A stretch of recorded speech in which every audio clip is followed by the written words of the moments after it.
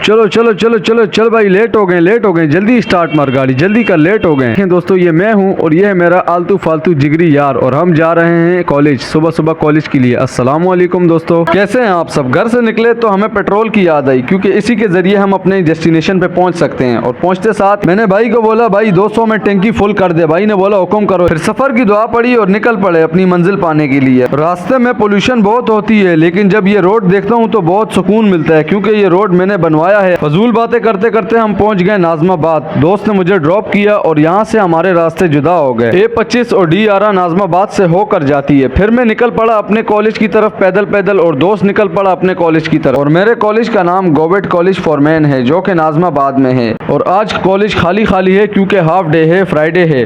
और मैंने भी थोड़ा सा घूमा फिरा और मैं निकल पड़ा अपनी क्लास के लिए। क्लास में रोशनी तो बहुत थी, लेकिन सुबहान अल्लाह लड़के 3 से 4 लड़के थे गिने हुए। तो फिर क्या, मैंने भी यहाँ पे व्लॉग को एंड किया। Bye bye, Tata.